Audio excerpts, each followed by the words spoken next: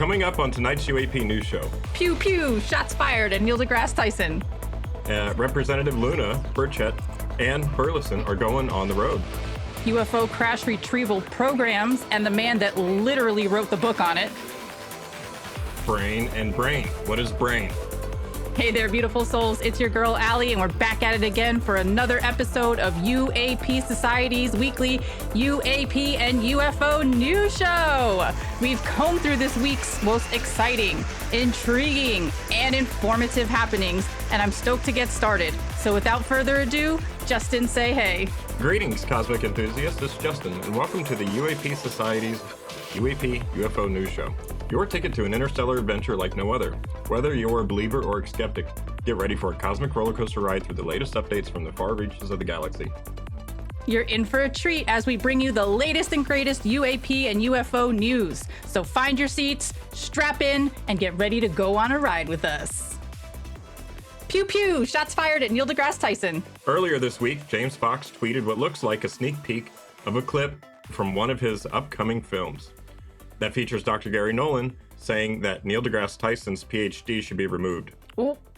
Let's take a look at that tweet and hear it for ourselves. Yeah.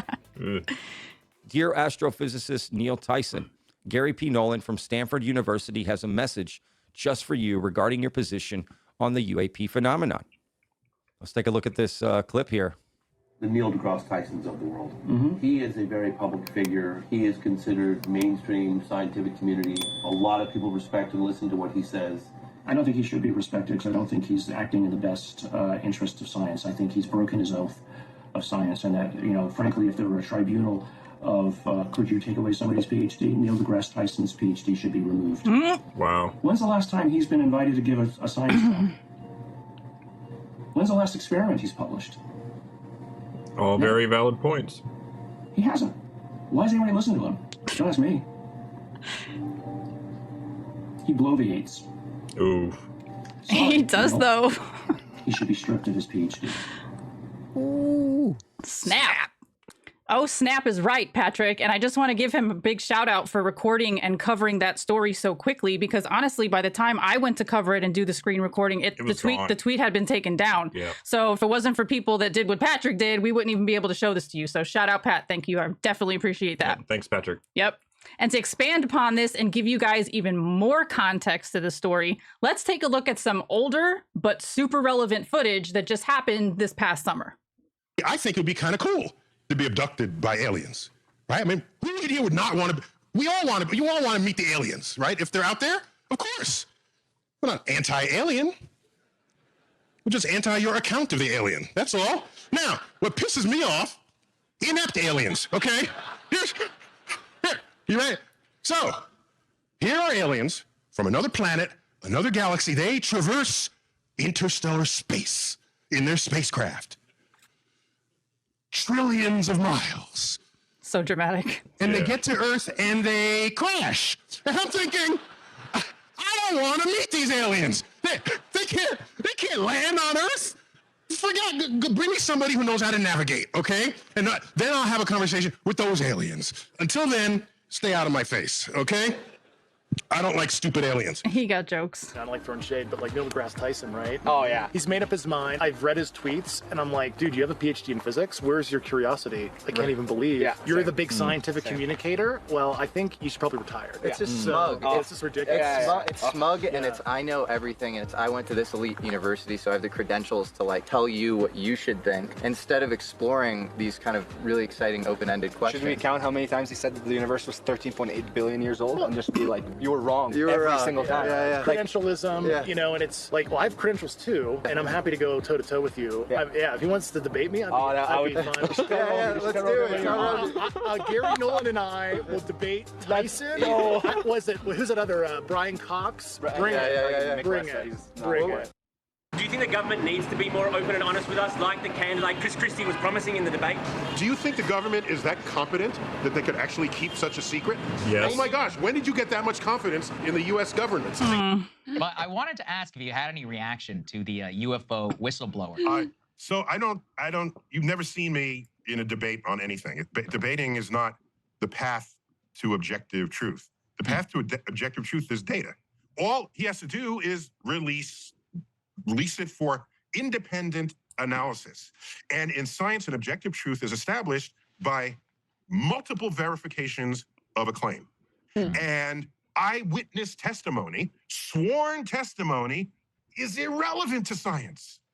We don't care what you saw or what you say you saw. We care a little bit. We'll make a note of it. But in the end, if I want to declare that what you said you saw, what you did see, is objectively true, other people have to verify it.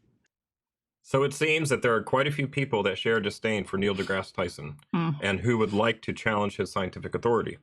So I wish that show Celebrity Deathmatch was still around because like I would love to see an episode where like Gary Nolan and David Grush go up against Neil deGrasse Tyson and screw it, throw in Mick West too, or throw in Kirkpatrick Pants because like I just think that'd be funny.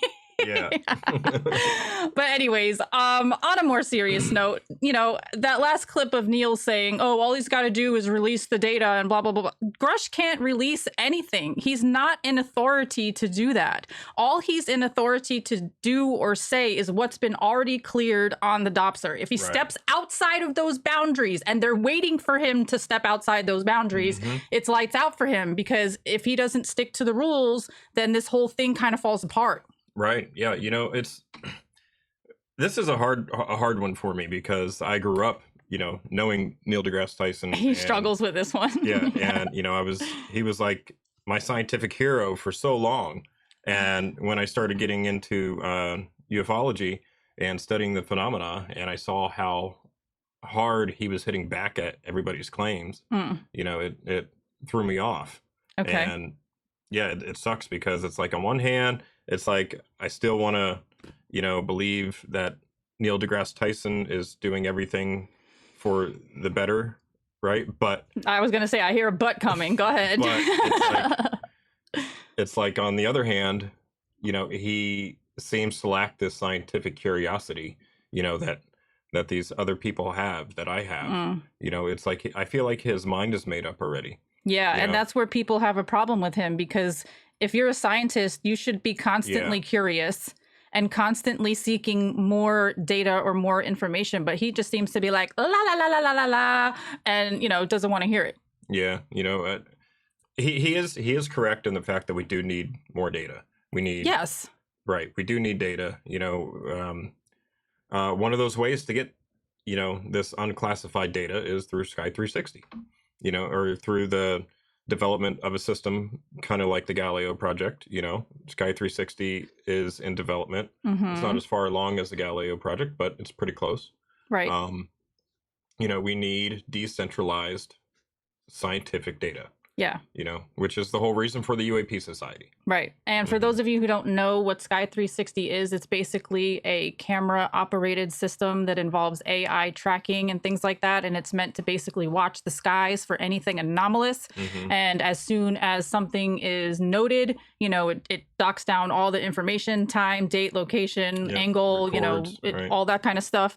And like Justin said, the whole idea is to have it all decentralized, because the problem with, like, for example, I'm thinking of like when people have these free energy inventions and they go to get a patent, it's like as soon as you apply to get a patent, that invention gets deemed against national security and they just basically stow it away so that it can't be released. But what Dr. Greer is saying about, you know, like you just got to put it out there, because if it's out there for everybody to see, there's no way for them to hang on to it and to control it. You got to just put it out there.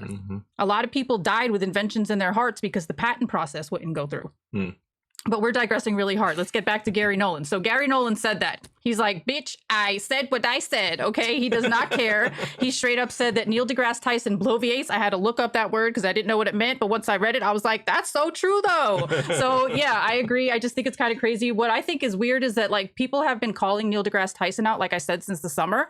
And I have not seen him respond, not even like a little bit, unless I'm missing something. Have you? Other than to say what he said on that news story. Right, but he's not responding like directly to people. Like if you looked at that tweet that Jesse Michael said, he offered $50K if Neil deGrasse Tyson would go on his channel to like verbally duke with David Grush and $50K to whatever charity organization. Right, whatever charity organization of Neil's choice. Right. And I don't think that happens. So I don't know.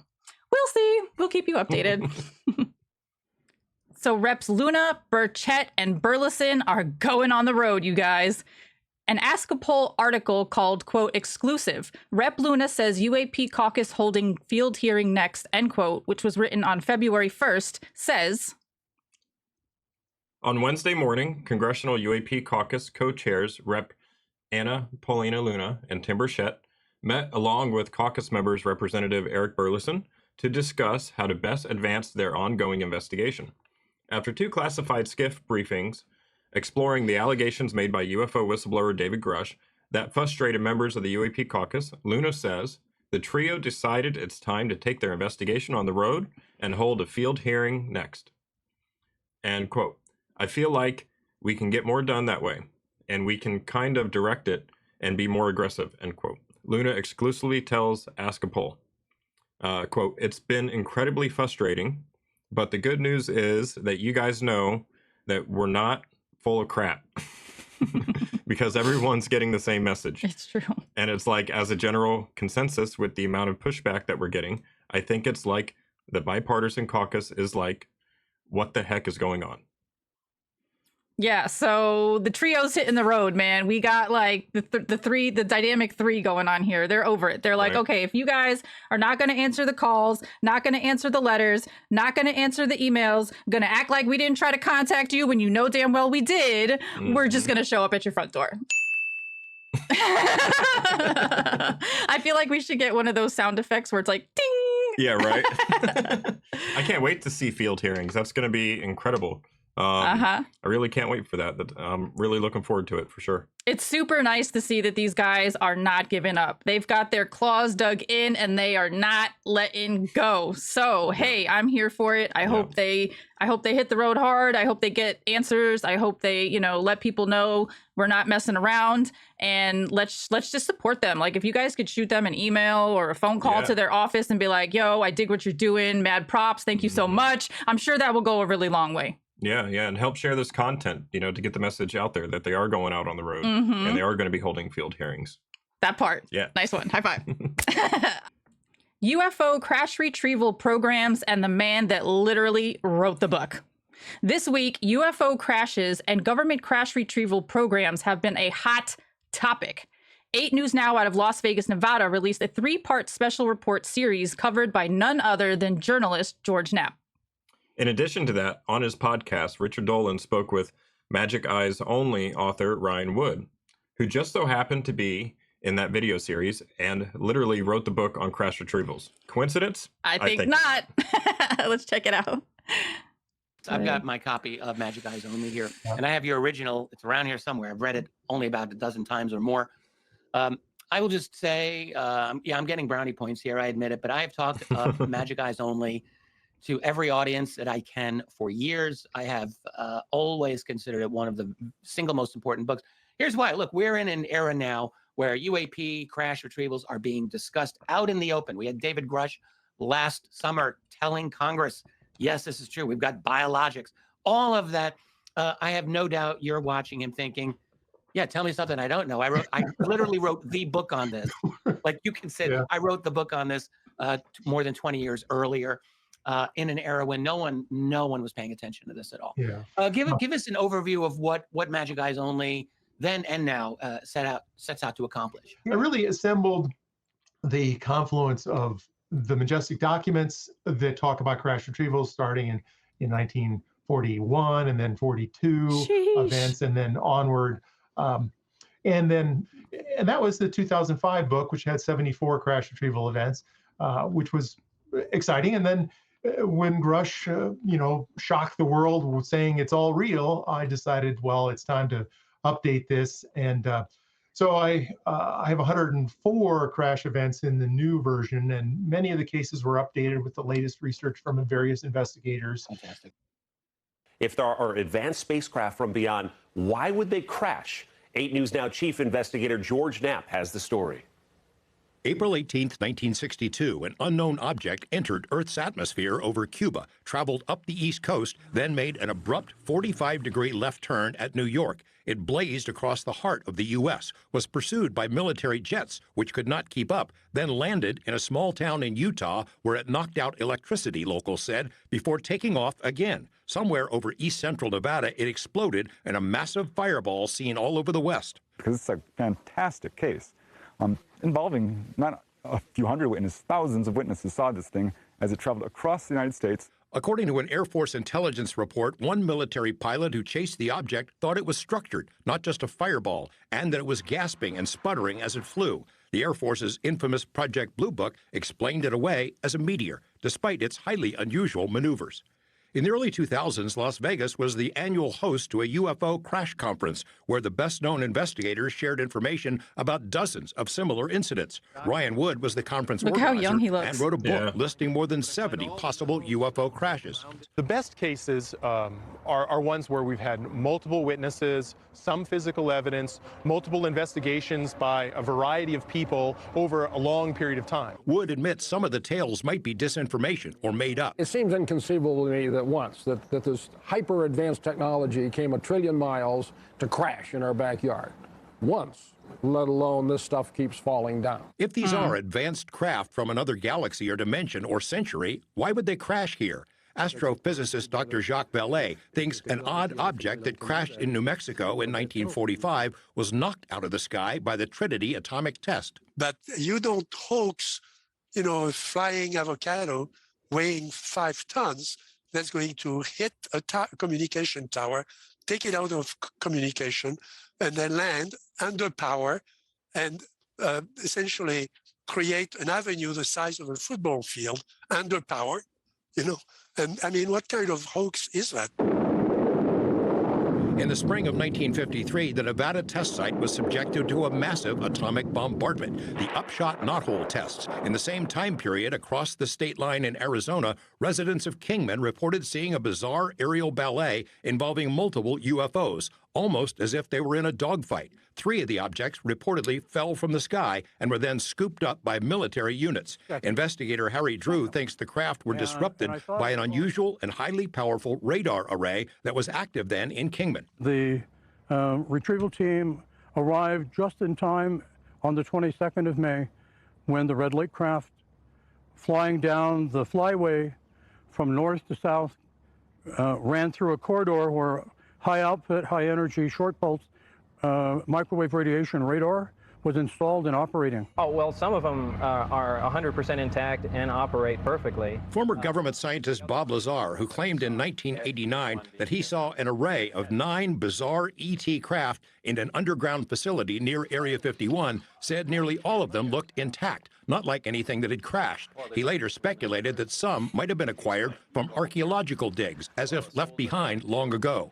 Lazar's claims remain highly controversial, but our news reports about him and UFOs caught the attention of 2 men who would later have a profound influence on the hunt for UFO secrets and crash retrievals. One was a freshman U.S. Senator named Harry Reid. I have heard about this exact story. I've heard about it as kind of a preview of your program. I'm visiting with you once before. I'm anxious to get the facts. I think it's something we should look into. The other was Las Vegas billionaire Robert Bigelow. In 2007, Reid sponsored a secretive UFO investigation dubbed OSAP, overseen by the Defense Intelligence Agency and based within Bigelow Aerospace. It became the largest acknowledged UFO program ever funded by the federal government. The DIA contract specified that Bigelow Aerospace needed to make special accommodations so it could receive unspecified materials, though those materials were never delivered. At least 2 of the key players in OSAP were directly informed about crashed UFOs and where they might be stashed. When they tried to pressure the issue and see the goods, alarm bells were set off and the program was shut down for good. George Knapp, 8 News Now. So why are these crafts crashing? I mean, that's a really good question. First of all, watching that clip, I have so many things that came to my mind, and I literally had to write myself a list because my brain was going all over the place. It was like a freaking ping pong table up in here. I'm like that mad scientist with all the pictures on the wall and all the little pins and the string connecting all the dots. Okay, so I'm about to throw a whole bunch of dots at you guys, and I want to see what sticks, all right? So, okay, let's talk about the fact that Ryan Wood wrote the book Magic Eyes Only. 20 years ago. That original version of the book had 74 crash retrievals in it. He said since Grush came forward, that inspired him, and he just came out with an updated version of it, which has 104 crashes in it. So it's 30 more crashes from the original version. And he said that he has new pieces of information based on recent investigations. So it's like all around really good. Okay, so another thing that I wanted to talk about or point out was that the U.S. Air Force with Project Blue Book said that UFO that traveled across the United States was a meteor. We talked last week about how the U.S. Air Force is holding on to this thing for dear life, and we feel like they're the ones with the most information, and they're the ones biting their tongue the hardest. Now, crash conferences. These things have been happening back since 2005. Say what? Like, how are people just now coming to light with this topic when people have been talking about it for a minute? That's another thing. Another thing I thought of is that when they talked about those radar things and how the crash came crashing down. Last week, we talked about Dr. Michael Salla and lasers, and how there are directed energy weapons that the government allegedly is using to purposefully take these craft out of the sky. That's something you should think about. Let's talk about Robert Bigelow and his connection to the whole thing. The Skinwalker Ranch. And Skinwalker Ranch. Right. And did you guys notice that his logo looks like an alien face? I'm going to pop a little picture up here for you to see it again and look for yourself. Justin pointed it out. I didn't even notice it. I would have missed it if he hadn't said that. Okay. It really looks like the face of an alien. It does. It totally does. All right. Let's talk about Harry Reid, Senator Harry Reid. Last week we covered him also saying, quote, most of it hasn't seen the light of day. Right. Meaning referring to these UFO files and the information that we have. There's a whole bunch of evidence that they've got their hands on, but none of it has seen the light of day because they won't release the files, dadgummit. Right. Okay. Another thing I wanted to talk about is Bob Lazar. Good old Bobby Lazar just showed up in this video. And in the third episode of Jeremy Corbell's, who's got ties to Knapp, they work together. The third episode of that, Bob Lazar showed up and Jeremy was like, yo, Bobby, you think if it came down to it, you would testify? And at first, Bob was like, I already tried there, been there, done that, didn't get a good reaction, not digging it. But then Jeremy asked him again, and he was like, well, maybe if somebody bugged me enough, I might consider it. So knowing Jeremy, he ain't going to let that go. We might hear from Bob. That would be great. We also talked about 40 new whistleblowers coming forward. So who's in that lineup? My brain is all over the place. I'm going to stop and let you say something because I feel like I could just keep like putting these things out there. What do you think? That was a lot. I know that was a lot, but that's what's going on in my brain. All these different aspects to this is crazy. It's like, you know, the government is doing so many shady things and acting like their hands are clean. And it's like, right. They're not clean. No. You know, we have to keep in mind that Neil deGrasse Tyson, along with a lot of other people, are making the assumption, right, that these craft are coming from another star system, right? Okay, and traveling light years, right? And that they actually have the ability to transverse space. Okay. Right. And then they're coming here and crashing, right? They're making the assumption that they came from another star system, you know, but they need to have an open mind, I feel like, my opinion. I know so where they you're need to going keep an open mind that they might not be coming from another star system. You know, they could be coming from another dimension. Another dimension. Another dimension. Shout out to Beastie Boys. I love the Beastie Boys. Yeah, so we have to keep an open mind. You know, that I feel like it's kind of disingenuous to always make that claim that, you know, that, oh, why would they crash if they came from another star system? Surely they're smart enough not to crash, you know? And it's like, you know, they could be coming from the future. They could be future human coming back. You know, they could be coming from another dimension. They could just be here. You know, they could be getting conjured in and then purposefully shot down when they show up. That's another option. Yeah, you know, they could be getting lured, you know, to a certain spot, and then Baited we have almost, some kind of capability, you know, to bring them down, or they could be gifting the craft to us. That's another thing we talked about last week too. There's so many possibilities, you know, so many with, you know, the true nature of this phenomena, you know, that we must keep an open mind. I feel like, you know, we can't just come to conclusions without having, you know, good data. It's true. Which brings me back to we need decentralized. Right. We need the data. Right. We need the data. Right. We need the data. All right. So do us a favor and like leave us a comment down below. Let us know why you think all these UFOs are crashing and where you think they might be stashed. Yeah. Please drop us a comment. We try to read all the comments. Yep. All right, so you know me and my crazy brain with all this. We're going to expand on this subject a little more, okay? Because after I finished writing this story, another video came out that's tied perfectly to this one. So let's connect another dot, shall we? Okay, I have a clip from Cosmic Road where host Jack interviews special guest Nico, who has investigated the international program of UFO crash retrieval and reverse engineering programs, and who has spoken to several first and secondhand witnesses directly. Let's check it out and hear what they had to say, because it's pretty interesting. Yep.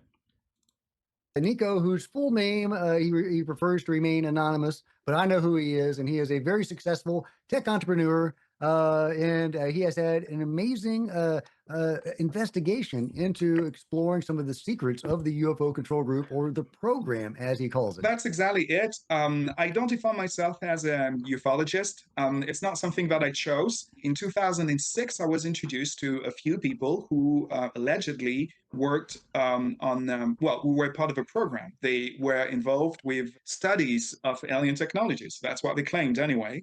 And I talked to quite a few, actually 6 people with firsthand knowledge and quite a few people with secondhand knowledge. You know, Grush's interview and hearing in front of Congress was pure vindication for me. And I felt like he had the courage to come forward with the information, and so I should kind of do the same thing. Private contractors, they seem to have UFOs. What are they doing with these UFOs? That's a very good question. I don't know the full extent. I've been told a lot of things, but it's mostly R&D, okay? You need a totally different type of materials. And that's where the biggest challenge is, because apparently their technology is, they can basically assemble molecules and atoms in a way that we can do, and we'll probably not be able to do that in the next few hundred years. So that's why it's been a big challenge. I've been told about a lot of technologies we've still managed to replicate. I've been told about teleportation, which is not really what people think. It's more like apparently we have a technology to move things from one place to another through different dimensions. We have transdimensional technologies. We have some really advanced medical technologies. We have some mind reading technologies. We have the ability to build clones. Apparently we have really, really advanced technology. So these private contractors have been doing a lot of R&D. Why they don't share that information with the public, I don't fully know. I've been told that they're not allowed to by the beings. I don't know if that's true. As a businessman, I don't fully understand if you had the ability to monetize these technologies. If you didn't have any restrictions, you would do it. So I'm aware that some of the technologies we have been are the result of alien tech. I don't know if that's true, but they could patent a lot more things for sure and monetize a lot more things. So there must be a reason why these techs are not public. There must be a reason. What do you think the reason is that these companies are not releasing the replicated / reverse engineered tech to the public? Good question. It is a good question. It's hard to know the answer to that, right? Without being somebody on the inside, without having direct access to these programs, it's hard to know what the reason is. I mean, he brought up a good point with that whole being able to make money. Sorry for cutting you off. Being able to make money off of it thing, because you'd think that if they were spending a lot of money, how much money is missing from the budget? $3 trillion. $3 trillion, right? Okay, let's just remember that. If they're spending all this money on this, why wouldn't they want to make money off of it? Because let's just face it, this company is run by this country is run by corporations and companies, right? They're out there. So if they had an opportunity to make money, you would think that they would be doing it already. So why aren't they? They might actually be making money off of it. Okay, good just point. by selling let's say they successfully reverse engineered a certain aspect of the craft. Right, or whatever it is they're working on, and then they're exploiting that technology, but in such a way that they incorporate it, let's say, into a new fighter jet, which they are then turning around and selling back to the government. Okay. So there's like loopholes is what you're trying to say. Okay, I get it. But I really liked that Nico brought up the point about how when the materials of this craft is studied, they're literally laid out on a molecular level. Mm-hmm. We You can see can't the do atomic that. arrangement. We're that's like a That's 3D printing like 100 years into the future. right. And at least. and I one don't know. thing that I also keep going back to when I ponder all of this is that I've also heard many accounts where people say that the craft itself is conscious, that the pilot and the craft are related through DNA and have, I don't know how to say it all because I don't understand it all, but basically, like, if they're able to 3D print this material to make the craft, and then when you think about the fact that the craft may be conscious and connected to the pilot through DNA, and it's all ran by your mind or their mind, okay, I'm making so many different things, Right. like so many different connections today. I hope you guys are keeping up. You know, what's coming to mind is Dr. Gary Nolan and his tech that he has developed, his instruments that he has developed to study some of these materials at a molecular level, so that you can see the atomic arrangement of these materials. You know, if this is true, you know, that these materials are from something exotic, you know, that's a huge breakthrough to be able to at least understand the atomic arrangement of it, you know. And to bring up another point, if what Nico said is true, you know, these technologies, you know, like some of these medical technologies, these energy technologies would completely revolutionize or transform That the part. world that we live in. That And part. That is, I would really hope, you know, that we would not be keeping that technology secret. You know, I really hope that they would try and release some of it to better humanity. Well, let's go back and think about Dr. Greer's last project called The Lost Century and How to Reclaim It, which was basically saying exactly that they've had this tech for a while,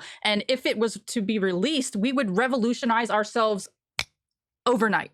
Yeah, wouldn't that be amazing? Overnight. Like, that would be crazy. Yeah. And that also goes back to what I said a story or two ago, I can't even remember anymore, about the whole patent thing. That's where I learned that information, that all these people that had these really cool free energy type of inventions, when they went to go file their patent with the government was like, oop, nope, can't have that out, swoop. Right. And then Or they got lobbied, you know, from, let's say, a big oil corporation. You know, either that way, it wasn't wants released, to and we're still say sitting here burning fossil fuels looking stupid. Right. Not that we're stupid, but I'm saying we could be light years ahead of where we're at now if given the opportunity. But the opportunity is being stifled from us, and that's why we're here fighting for disclosure. Got to keep fighting. Got to keep fighting for the betterment of humanity. Exactly. And to stay on the tech train, let's hop into our last story. So brain and brain. What is brain? If you're a Star Trek fan, you might have gotten that reference. But if not, hopefully you'll understand why I said that by the end of this next video. This morning, a brain chip has been successfully implanted in a human, according to Elon Musk.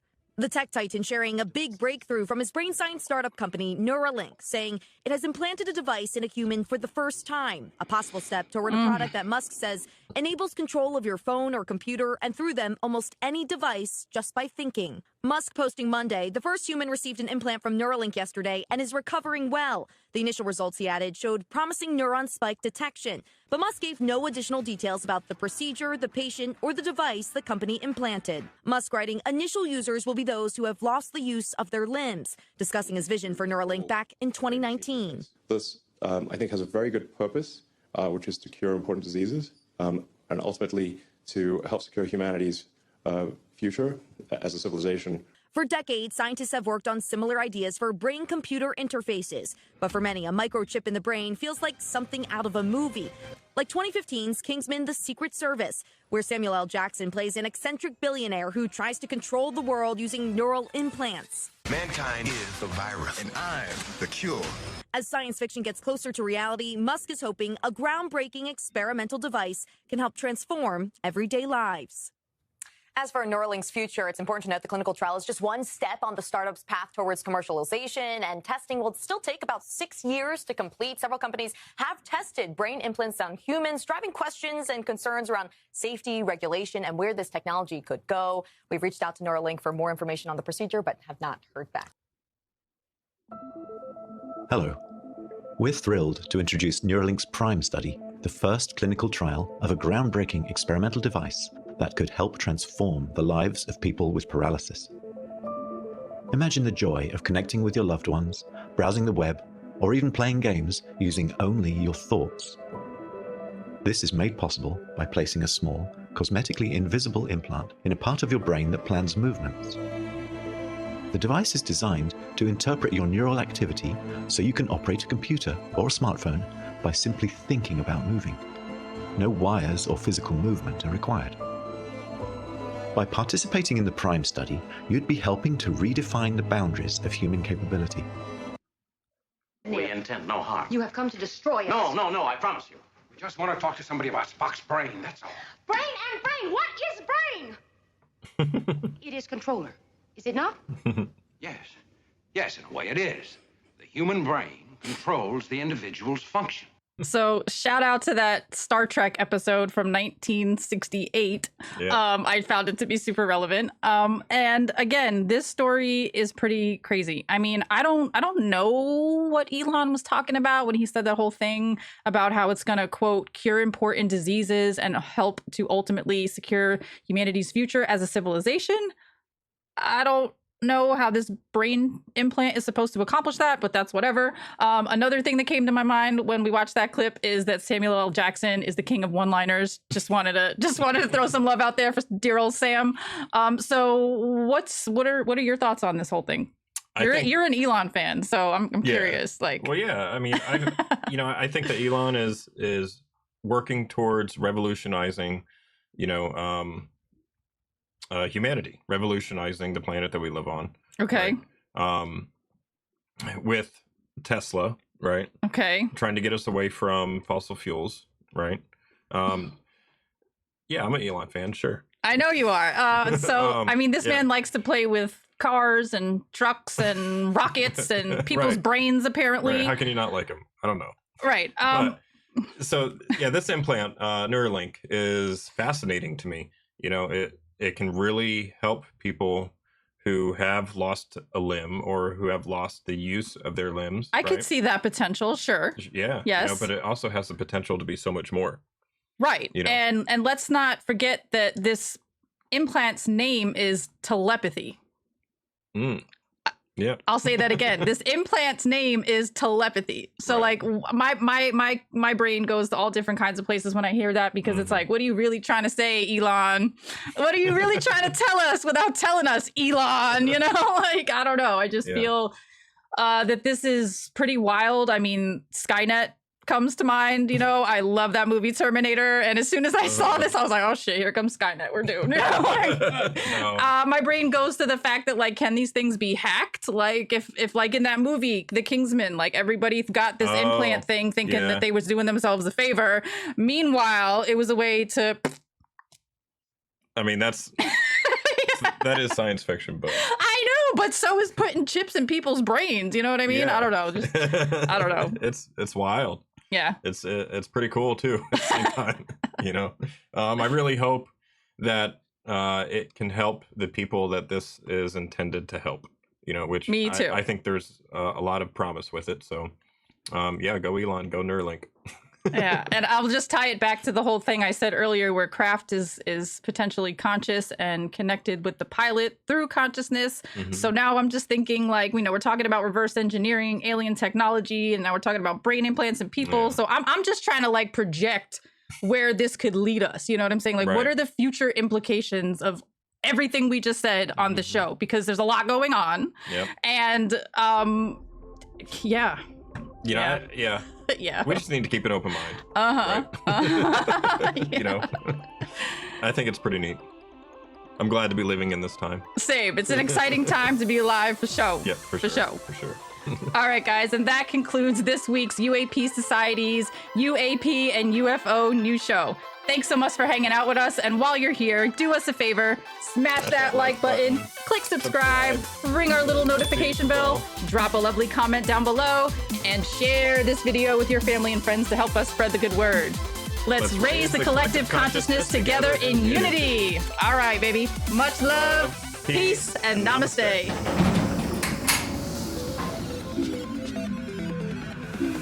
The evolution of life on Earth seems to have been profoundly altered by collisions with such bodies. Asteroids.